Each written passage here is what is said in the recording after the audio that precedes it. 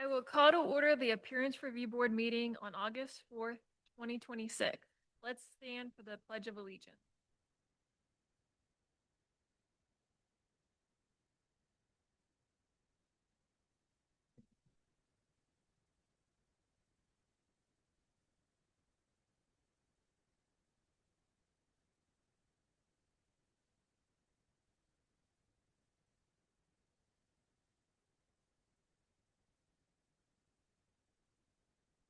Member Balcom, Present.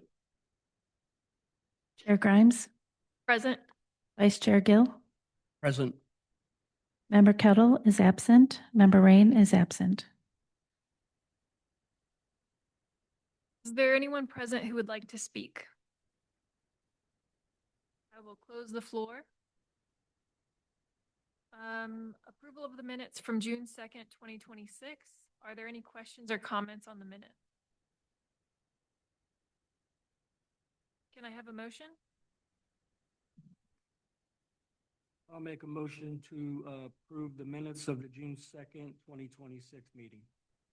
Second. All in favor? Aye. Any opposed? Motion passes. The new business, this item is for ordinance 2026-05, Oakland Town Center rezoning, development agreement, and preliminary subdivision plan. Yes, an ordinance of the Town of Oakland, Florida, adopting a town official zoning map amendment from C1 Commercial General within the Urban Corridor Design District to PUD Plan Unit Development within the Urban Corridor Design District for certain real property owned by Oakland Town Center LLC, generally located on the north side of State Road 50 at the northwest corner of the intersection of State Road 50 and Catherine Ross Road, as more particularly described herein, with an approximate size of 14.80 acres, approving a development agreement between the property owner and the Town of Oakland, and approving a preliminary subdivision plan, making findings, and providing for conflicts, severability, and an effective date.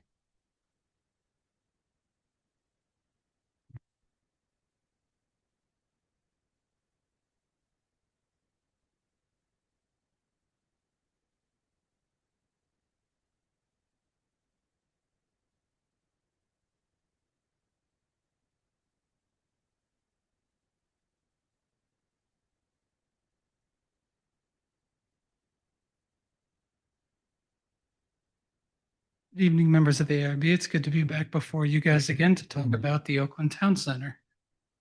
Before we get into specifics, we'll go into a little bit of background regarding the actual property itself. So without going through all of the actual numbers, this property is comprised of 5 distinct existing parcels of land totaling about 14.8 acres. It contains both a commercial future land use classification and zoning district, and it is located within the town's urban corridor design district. And as mentioned in the reading of the ordinance, the purpose of this is it's an all-encompassing package, but the first and foremost is to rezone the property from its existing commercial zoning district to a planned unit development. As part of that planned unit development is the development agreement, which governs and creates the regulations, standards, what is and is not allowed on the property. And with that development agreement, then if we're going down to the third layer, is the associated preliminary subdivision plan, which the purpose would be to serve as the template if and when it comes through for final construction review by the town. So that's a little bit of a background of what we're here reviewing tonight. Looking at the site location map, the property is bordered on the east by Catherine Ross Road, and the little cutout here you can see is just for spatial references, the Tractor Supply store there. And you can see the current 5 parcel configuration.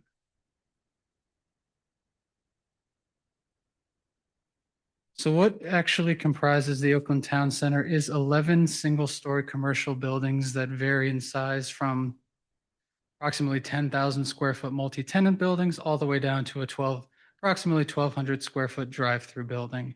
In total, all of the buildings comprise of 84,020 square feet and is accessed via 5 distinct points. And you can see one off of State Road, directly off State Road 50, two off of Catherine Ross Road, and one off the side street directly in front of the Tractor Supply parking lot. You'll notice here as part of, and it is indicated on the provided preliminary subdivision plan, part of this project would comprise of the construction of a connecting roadway here. And you can see this red area to be constructed by the developer, and eventually, once constructed, it would be dedicated to the town as public right-of-way as a transportation improvement. So here is a general overview of the plan. It will become important in a few slides, but just take note of the specific location and orientation of buildings, because we are going to go building by building and discuss what each of these is to look like. So I'll jump back and forth if needed, but just get a general sense of the layout of and configuration of the buildings you see on the site plan. And tying to that, we also have the associated landscape plan. And it is these two things together, including details such as drainage, utility connections, things such as that. All of this together comprise the preliminary subdivision plan that is before you and subject to this ordinance development agreement and associated plan development. So continuing on the overview, as mentioned, there is a governing development agreement which creates a specific set of standards and regulations that in some cases may differ from what the general land development code requires or can be more restrictive. As an example, specific uses that are permitted within the planned unit development include, as you can see here, commercial, retail, office uses, restaurants with no more than one drive-through is all that's being permitted within this developed project. Educational and clinic uses. So it is a full gamut of potential uses that could go into this project as governed by the development agreement. There is also a specific prohibition on a couple of uses, both tobacco, smoke shops, marijuana dispensaries. Those are in the agreement and baked in that they cannot, apologize for the pun, cannot go into the subject site. There are also, which are separate from the specific deviations that are being requested before you as the ARB tonight, certain standards, as I mentioned, that do differ slightly from what the general code requires and were negotiated as part of the development agreement drafting process. As an example, the development agreement does permit the maximum width of the commercial buildings to go up to 240 linear feet, as opposed to, I believe it's 150 as per regulated by the code, and that was negotiated and agreed to by the two parties, and that is in the development agreement that is included as part of your packet. And as mentioned, the entirety of the preliminary subdivision plan is incorporated as an exhibit to this development agreement and will be, as I mentioned, the governing reference document for final engineering and construction plan review by the entirety of the town review team. So I think that's an important thing to note is this is a preliminary subdivision plan. This is not a final approval. If and when it gets through the sequence, it will still need to go before the town to ensure that all the design elements in regard to engineering, landscaping are installed properly, all of those elements, including any outside permits that are required, whether it be with the Water Management District, it's my old life, Orange County Fire, and et cetera, et cetera.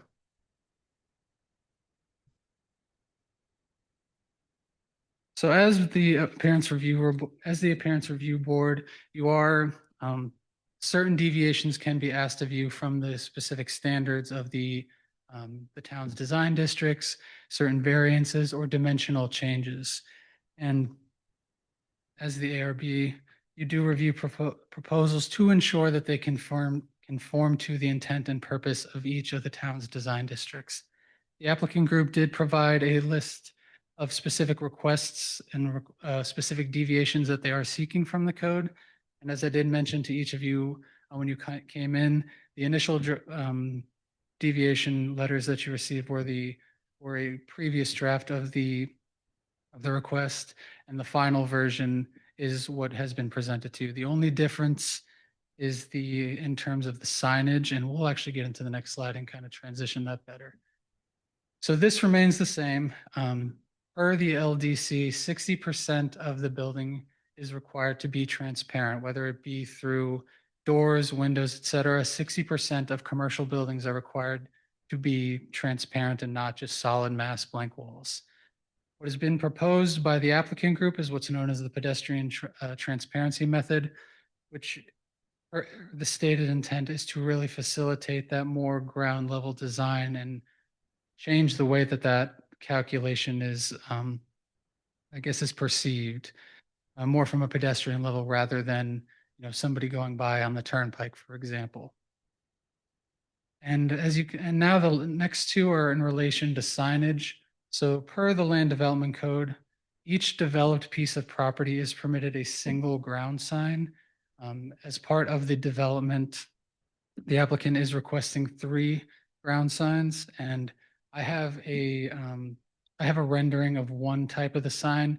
The applicant group is intending to have their own presentation. You will see a better layout than what is in my own presentation. And in addition to that, for each one of those, 2 of those ground signs, the requested deviation would be to take the minimum, or the maximum sign area, I should say, from 48 feet per the LDC standards to a maximum sign area of 51 square feet. For the third sign, there is no requested deviation from the code requirements. Now we will go into architectural design. So as I mentioned, I will go back and forth if needed, but so building B1, actually, Kathy, would you mind if I get the keyboard? That might be helpful for this.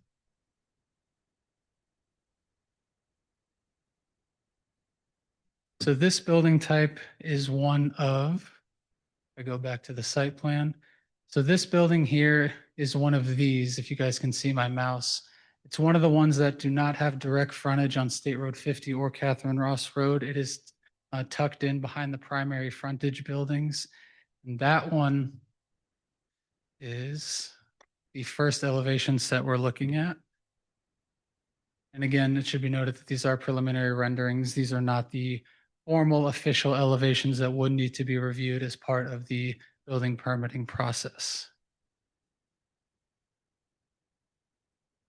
So looking at this, this is building B2. This is one of the two primary building masses that are going to be fronting along State Road 50.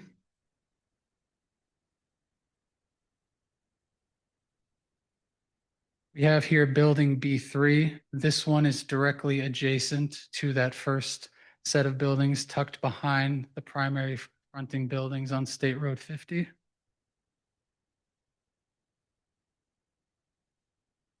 This one is building B4. This is the building to the east, which is also directly fronting State Road 50.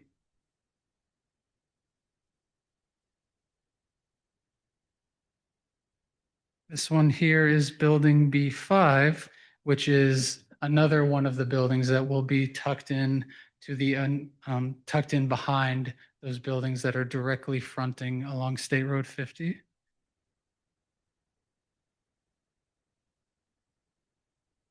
This is building B6. This is the building, if you're looking at your site plan, that is turned sideways and faces Catherine Ross Road.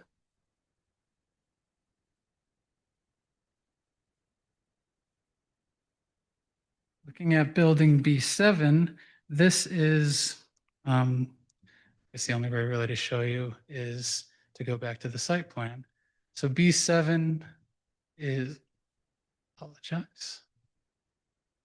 Building B7, this is 7 and 8. So just for reference points, these are these 2 buildings that are facing sideways with their sides facing Catherine Ross Road. I'll go back to those.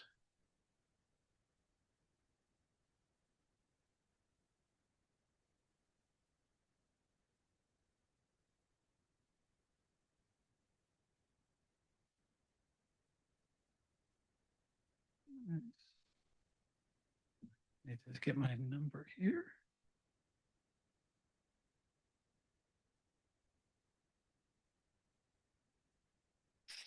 $16. Apologize, everyone. Okay. Then, as I said, that was B7, and then B8, very similar. These buildings are right next to each other, so they do have similar elevations. And then finally, we get to B9, and this is the building that has the most direct frontage directly against Catherine Ross Road. And if you notice on the site plan, there are the two smaller standalone buildings. These are the two, they're listed, I believe, on the site plan as OP1 and OP2. This is the first building. You can see it's a two-tenant building, and this is also fronting State Road 50. And as mentioned, there is only one permitted drive-through per the development agreement. And this is the preliminary rendering of that singular drive-through facility. Thank you for bearing with me as we went back and forth with the elevations on there. I'm happy to go back and at any of those once we're done with this presentation.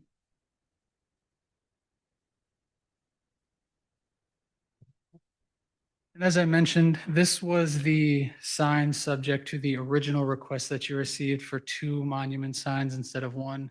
These would be located, if you're looking at the site plan, on the primary entrance along State Road 50.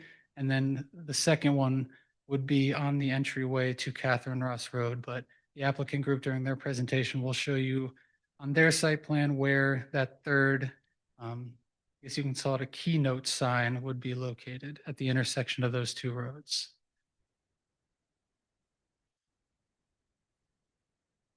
So as noted, this project is proposed to be located within the town's urban corridor design district, with the intent of which is to accommodate mixed-use projects and larger scale developments. Staff did find during our analysis that the proposed development is consistent with the intent and purpose of the urban corridor design district by creating large-scale commercial uses with local and regional accessibility, given its proximity to a very busy commercial thoroughfare. Project would also facilitate the redevelopment of an underutilized vacant property with difficult topography and terrain, which I'm sure the applicant group might get into during their presentation. And of course, the development could promote economic investment and support job creation within the town relative to a vacant piece of land.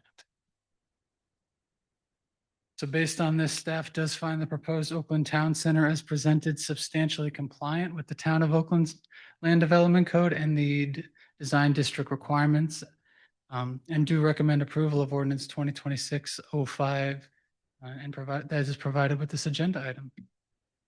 Apologize, it's really hot in here. And the applicant group also has their own presentation that they have queued up. But before we get to them, if you have any questions for me, that concludes staff's presentation, and thank you for your time.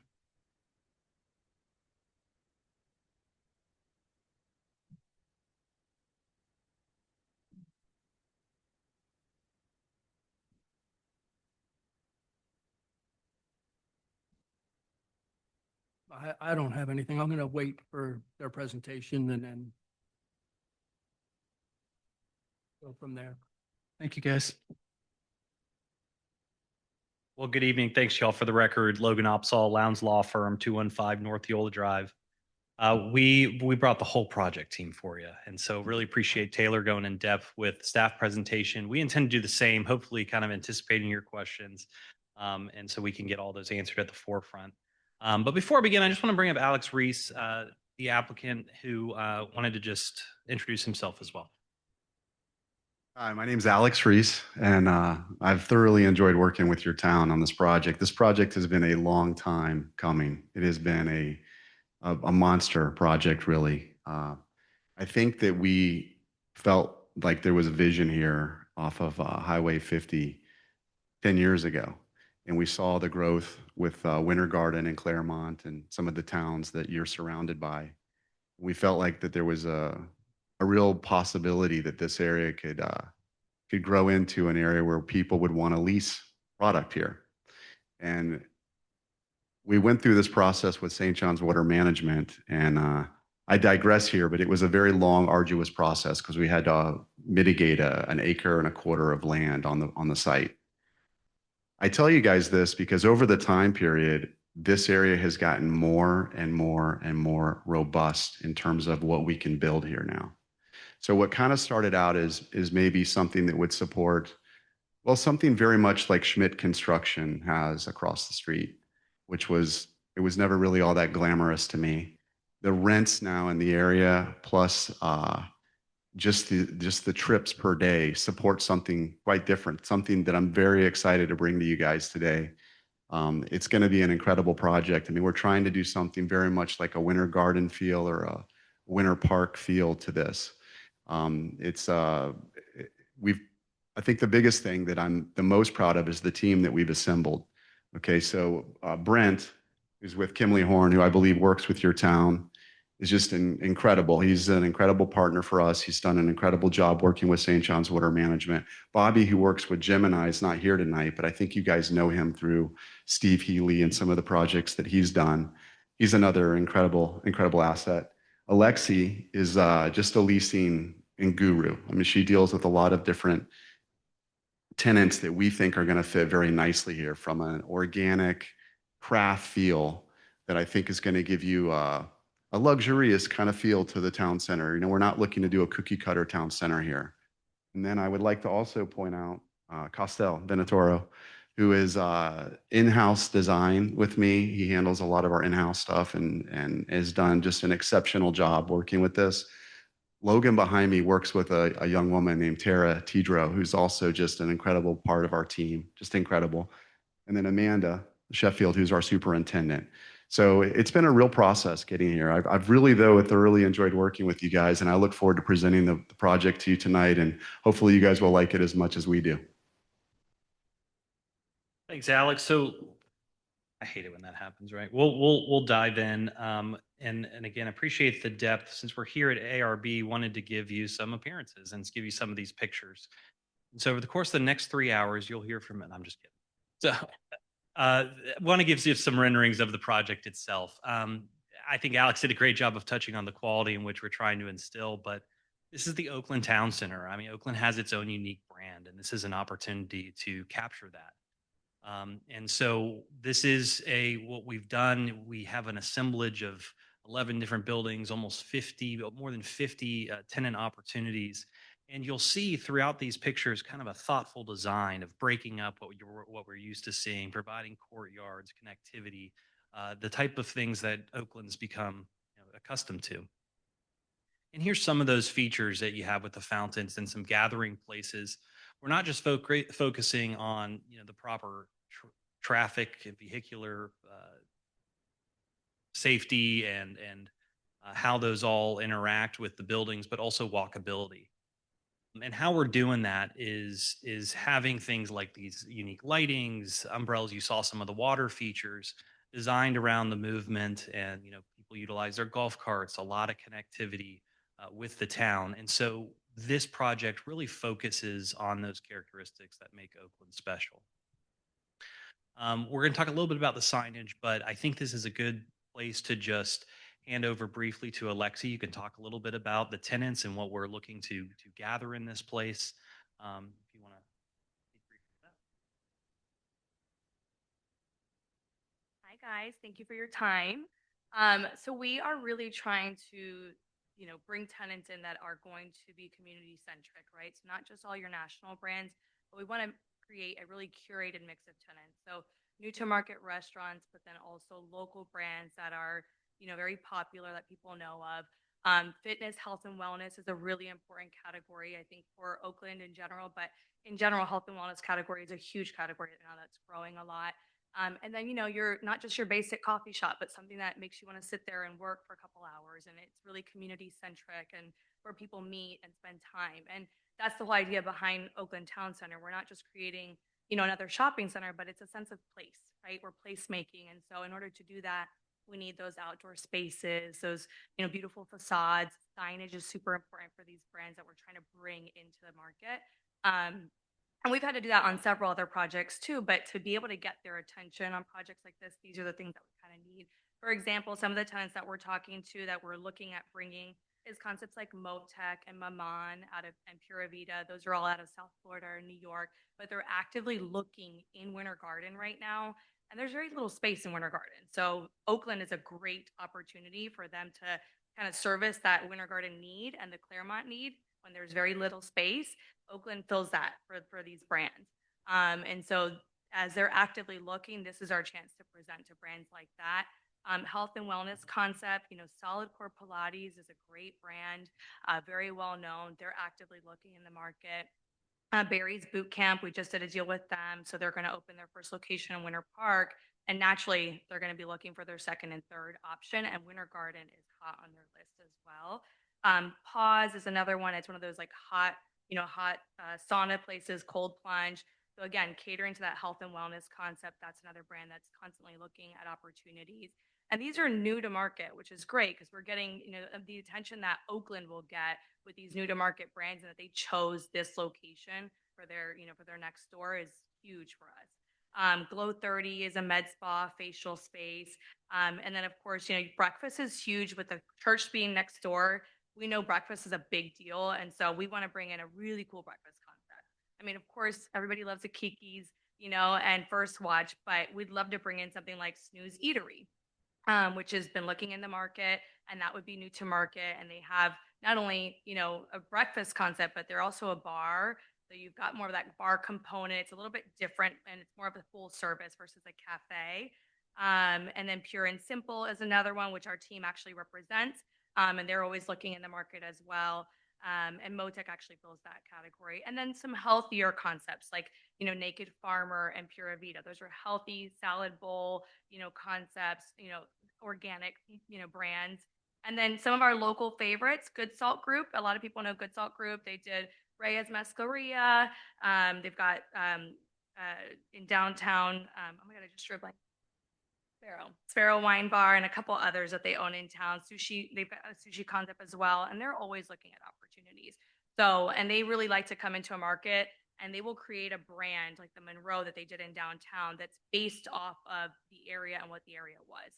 So the Monroe, is named after a professor that was the first Black school in downtown Orlando, and they created the whole concept around that. So they'll do things like that. Like they'll come into Oakland and see what Oakland's all about and create a concept that really feels local to the city or to the town. And then some of the dessert concepts we'd love to get in here, Salt and Straw, Mayday Ice Cream, Kelly's Ice Cream. I know they're already in Plant Street, but they could actually get their own brick and mortar location here.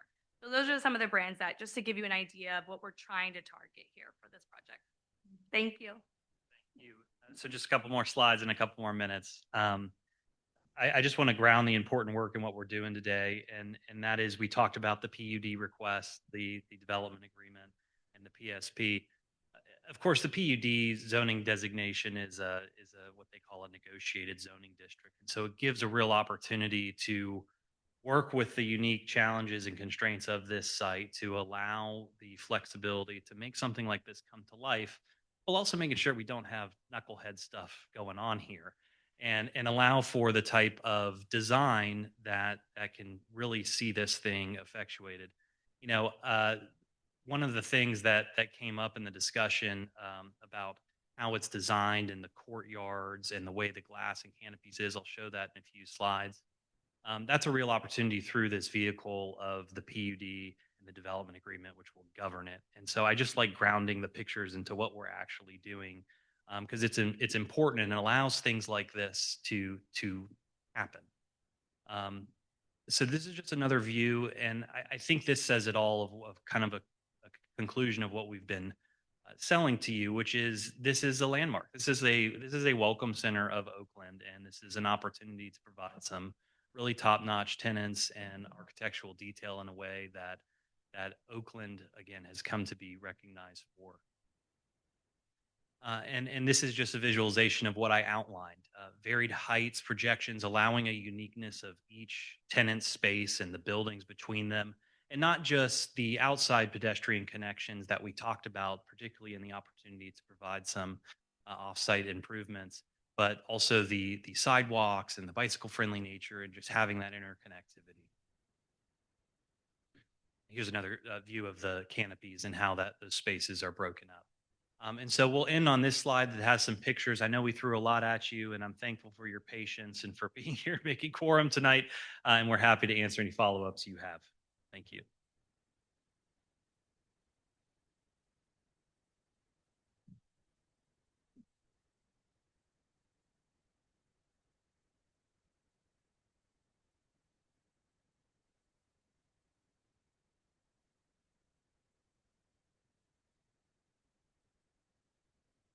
I have a question. I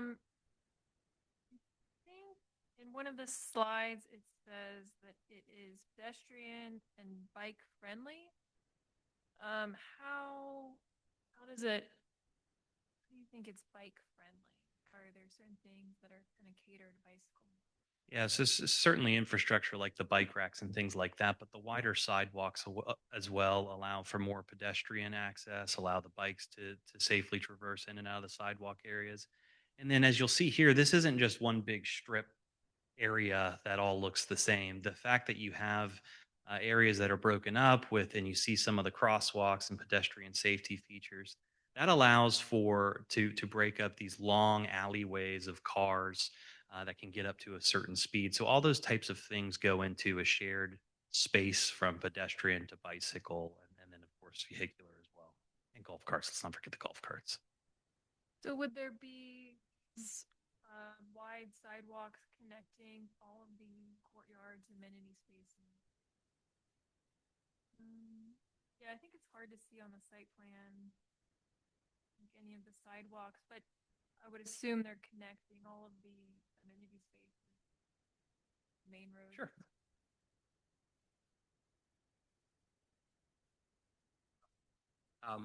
If you look at the area Catherine Ross, right? Because we know we're in about a half a mile, not even to, let's say, Orange Trail, right? So, and that's just the main bike. So there's a couple of things. First of all, if you would make it here to Catherine Ross on a bike, we would provide in just about every amenity and courtyard, you'll have bike racks so you can, place your bike.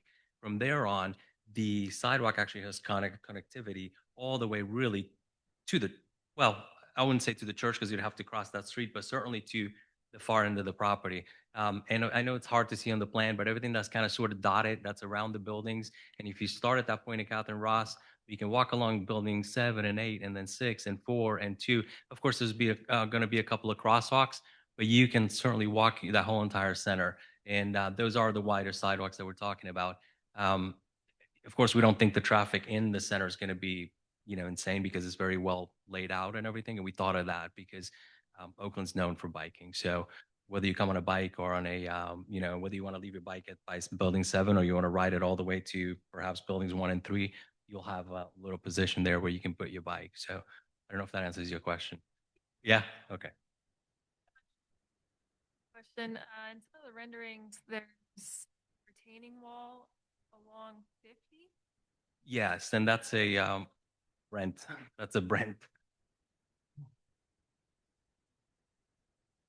So as Brent Lenzen with Kimley Horn, 200 South Orange Avenue, Suite 600. But as Taylor briefly mentioned before, the topography of the site's a bit challenging. We had some stormwater nuances with St. John's as well. So if you look at the plan, the northwest corner where that large dry pond is, it's like elevation 114. And the bottom right, southeast, is about a 97. So there's at least 17 feet of fall across the site from northwest to southeast.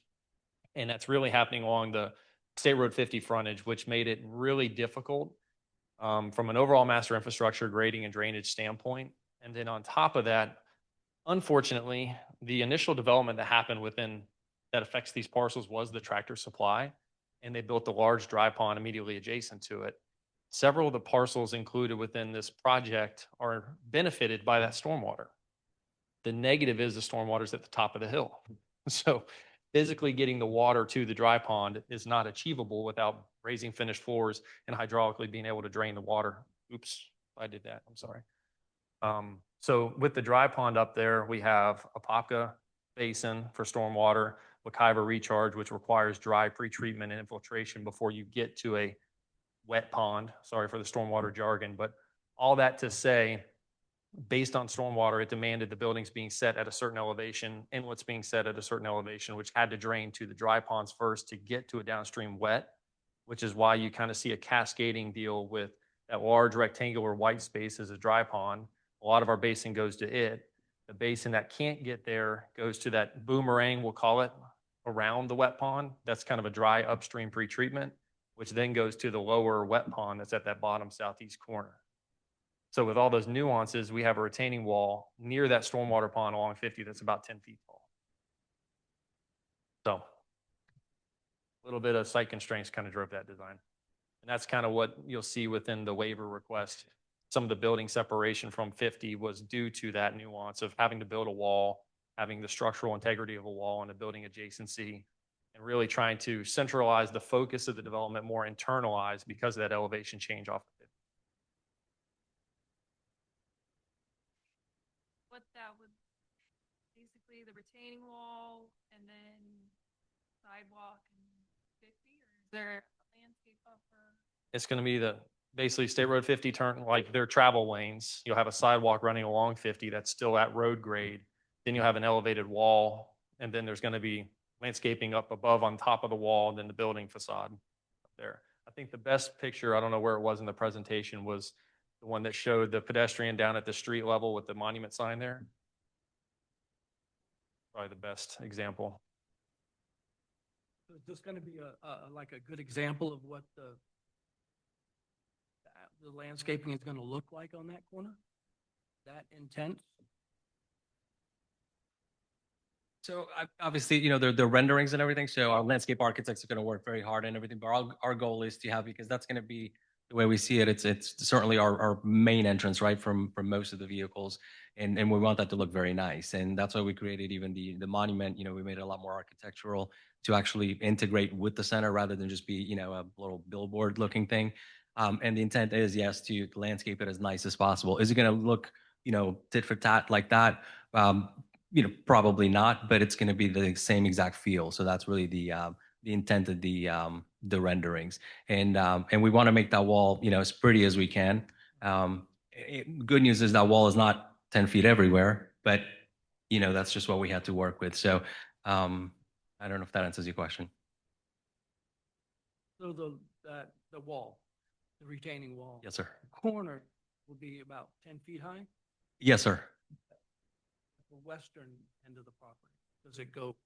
It goes lower.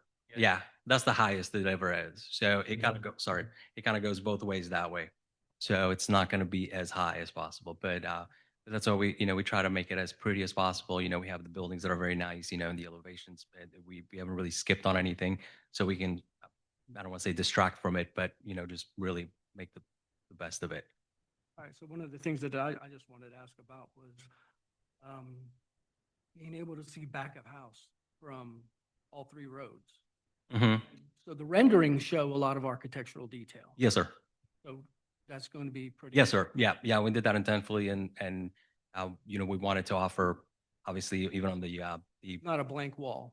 correct. Yes, sir. Yeah, exactly. And you know, we'll do the best we can with the landscaping as well. Just we'll try to make it as obviously as nice as possible. The idea was that it was elevated, so you know, it's a little less visible to begin with. We're going to add some landscaping, but we added the articulation on purpose, so it's not a flat wall like you would see normally. Just to touch on that, just to expand upon that too, John, you know, once it gets through this portion of its review sequence and it goes to the final instruction, at that point, that's when it goes beyond just renderings. Mhm. We have the actual architectural elevations to show even more detail than what you're seeing here to ensure that, you know, the breakup of that massing does occur and you're not, as you say, looking at the back of a house or essentially a cinder block wall. Well, As a developer, right, when we saw this, we were like, this is horrible. Because it's very expensive to build. This is extremely expensive. This isn't something that you would go out and buy a piece of land and start building walls and raising land. That's crazy. There was really no way around it in order to develop it. But the takeaway from it, from our perspective, is it gives a real intimate feel to the center. It's going to give a very private, intimate feel, almost like an oasis in a way, because you're raising the center up and you're kind of buffering out 50. So from a perspective of being in the center, I think it's going to make the center, you know, quite attractive, to be honest with you. so you would have a 10-foot wall at the highest point and then a railing on top of that? So maybe like 13, 14 feet tall at some point? At the highest point, which is at the far eastern near the stormwater pond, it is about 10 feet. And then at this entrance, it was around 7 or 8 feet here. But yeah, if the fall distance is more than 30 inches, you need to have a railing on it for safety reasons. So yeah, it'll have at least a 42-inch railing on top of that. But obviously, we want it to look good. We'll pick a material and color and product to look as good as it can.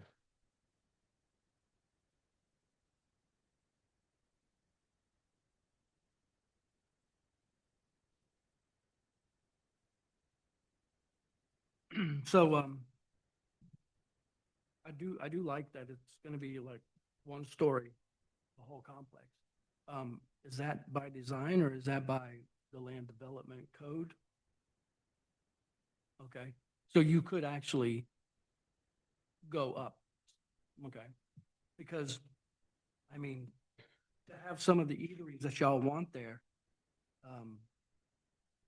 wasn't, like a second story open patio for some of the restaurants proposed?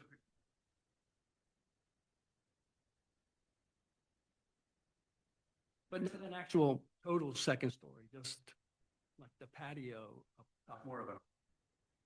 Yes. We all love rooftops, but here in Orlando, Central Florida, it's just not as common yet. It's not like people can't think like the consumer doesn't think, like vertically, right? To like, I'm going to go to a second floor. It's just, they want to be able to park right in front of their space and go right into the business that they're going into. I would love to get rooftops in here or like a second story patio, but it's just not, it's also very expensive. So even for these restaurants, for their build out, like we're delivering, let's say a shelf space, right? And then they have to do their build out. They have to then account for vertical transportation, so an elevator and stairway, and it's just very expensive. And with construction costs right now, it's just not, it's not as possible to get something like that approved, although we would love to see it.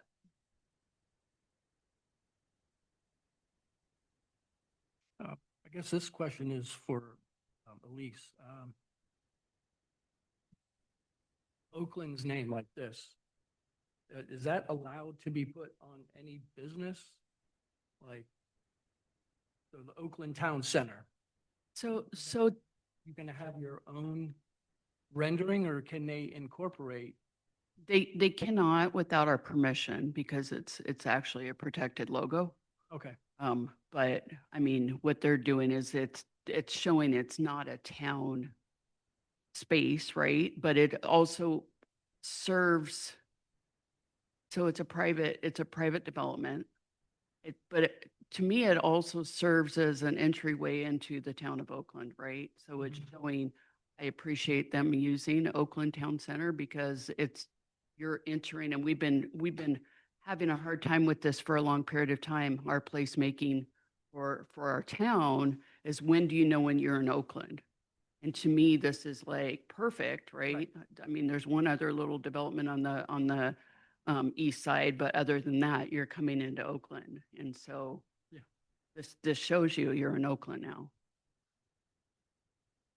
And I just want to say, they've worked, like Alex said, a long time with us to get to this point. So we've talked through it a lot of times internally, with staff, to get to this point that they've been able to come forward with.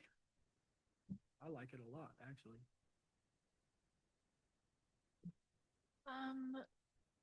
We talk about the fenestration.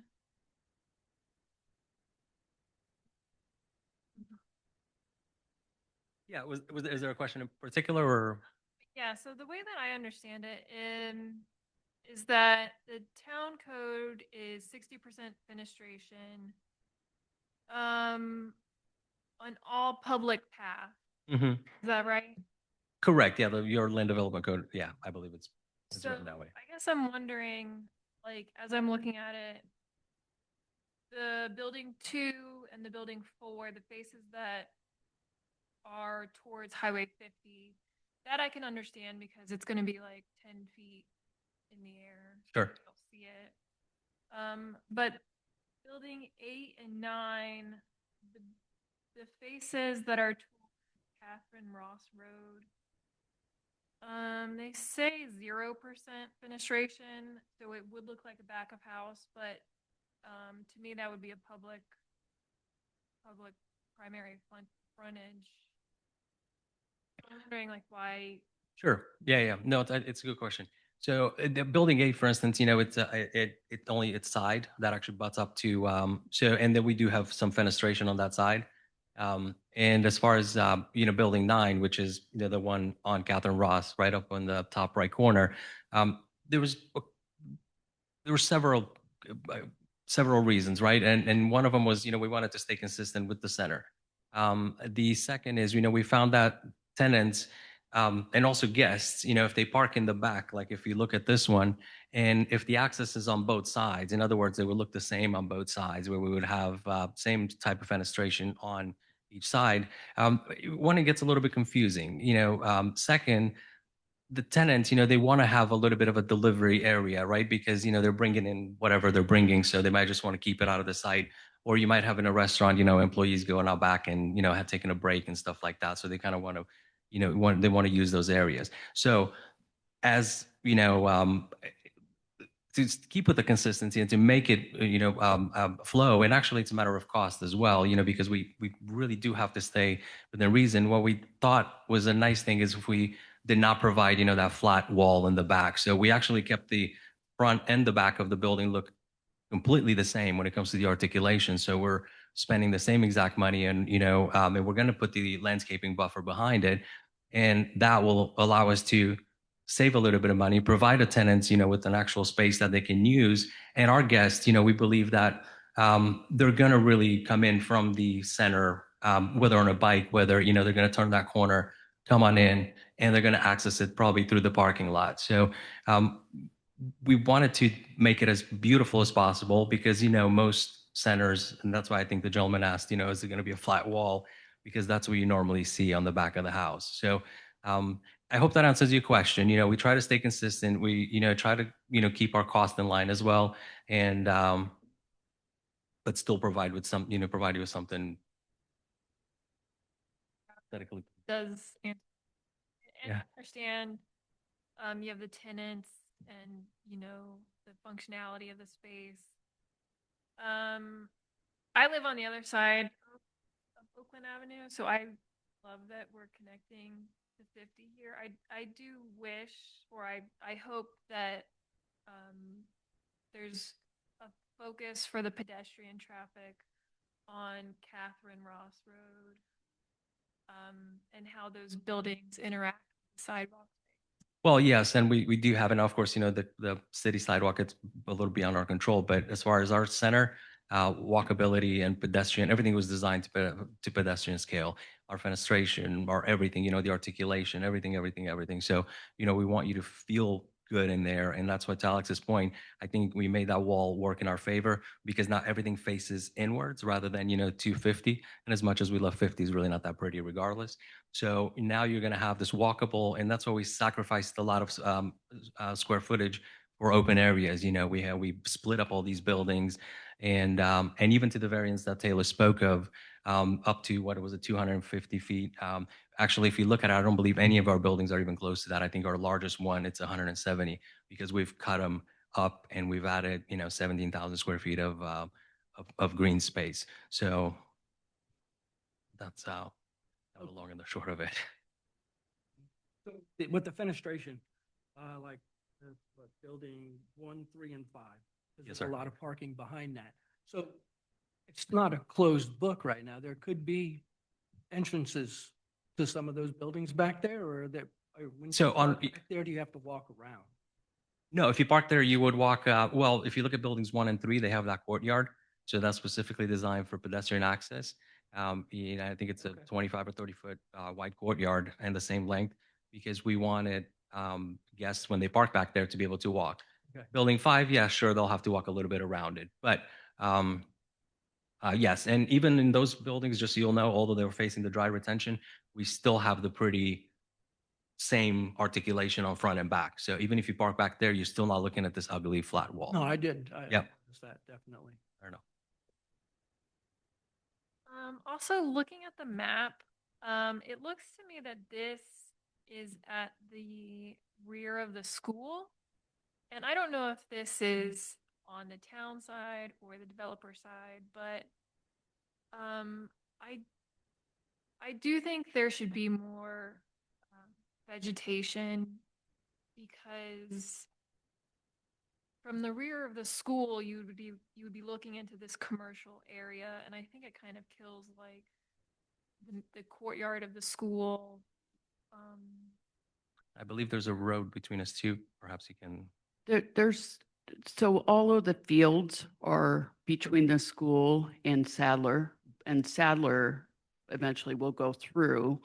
And we want to use that potentially to loop the cars around a bigger loop to get some of that traffic off of the other roads. So, this is kind of a master plan, right? So there will be probably some vegetation more on the school side, but we'll be working on that.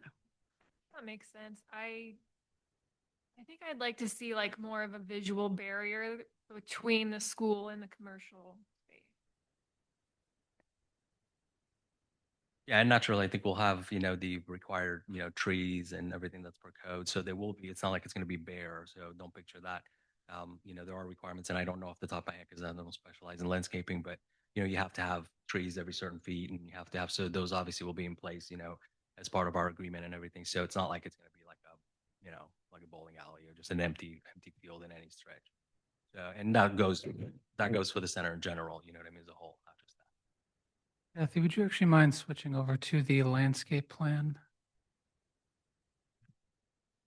Just to get a sense, he's right, there are particular requirements for commercial, for buffering of commercial properties, and you can see every circle, Yeah, every that's circle a there- 12-foot wide landscape buffer there between that drive aisle and the proposed public road that's going to happen. Then we clustered plantings within the dry pond in those pockets. Is there a particular area that's missing in your vision on this? No, I just think along the north side, to me, like, I would prefer like a full row of trees, And from what I could tell on the agenda, it looks like you're taking out all of the existing trees. So these would be new planted trees. So I guess when I see this, I'm picturing like smaller trees, Yeah. And the tree removal is, for the topography we talked about earlier, is just physically impossible to save the tree, changing grade 20 feet. But I don't think there'd be any issue with us continuing the planting row there. You see where there's a gap before it gets to where the driveway connection is, right by that L104 label. I think we could add a few there when we move towards final design. Just obviously site visibility, there's a driveway entrance there, but beyond that, I don't see much. And certainly something, we would have to, during a final engineering review, be mindful with our landscape architect team, because there is a point where you saturate too many trees to create a row, and now all of a sudden none of them can survive because they're competing for similar resources. So it is something we can consider if the applicant group does propose a more robust tree line along that northern boundary, but it would be done in a way to ensure that the survival and the function of that area reaches its full potential. Like for you to consider the view from the school, from the playground, from the courtyard. I think their main parking is at the northwest of this site. So yeah, I think just as long as you're mindful of their view. Certainly.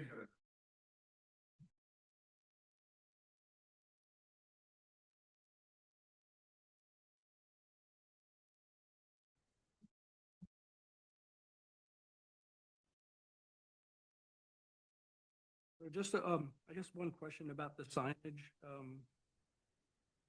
When I was reading through it, having the two signs made total sense. Because they're two different roads. You're coming in from Castle. Yes, sir. Rocks, You're coming in on 50. But the third one, I'm not opposed to it, but we haven't really heard any reasoning why, other than just, is this going to have tenant names on it also, or is it just going to say Oakland Town Center? So the way we have it proposed, it only has 4 tenant names. And we thought, if we have some anchor tenants, and I'm just throwing a name here, like let's say Trader Joe's or whatever, I don't know, something like that, we would offer that. But the main reason we actually put that there is to be more like a gateway. It's more of like, welcome to the town center, to Oakland Town Center, and also welcome to Oakland. Because of the point made earlier, I think, you can probably agree that that's going to be one of the main access points into Oakland once Catherine Ross is completed. So it will announce our center, but it will announce your town too. And, we wanted to put something that you'll be proud of, that we'll be proud of. It's not something that's going to bring us a lot of, what should I call it? Not a, yeah. See it. So, the idea. Not assignment. Right. You No. can assign. I don't know, we felt like there's a fountain.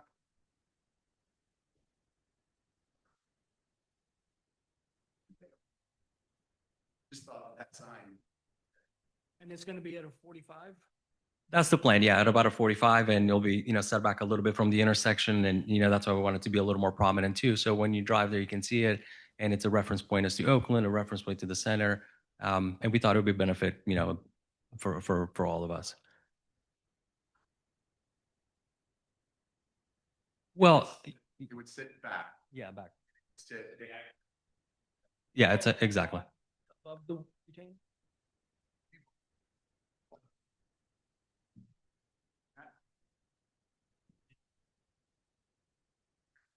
Old black line. That's where the retaining wall that runs along 50, it turns north and then heads east to connect to Catherine Ross. So that keeps the whole site and that dry retention up high. But that triangular-ish stormwater pond, that's really down at grade because that is an actual wet pond. When you get to that corner where Catherine Ross meets 50, that's all those improvements in that wet pond are going to be down at grade. Yeah, basically, yeah. So when you come in, yeah, you'll see as you're heading westward on 50, you'll see Catherine Ross intersect. You're on 50 at grade. You'll see a pond at eye level, signage at eye level. Then you'll see the pond bordered with the retaining wall and the site above it.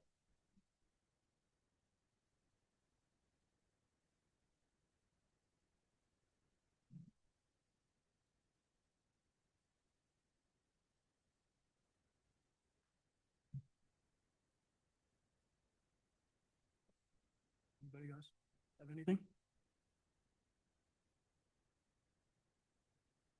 Thank you. Thank you.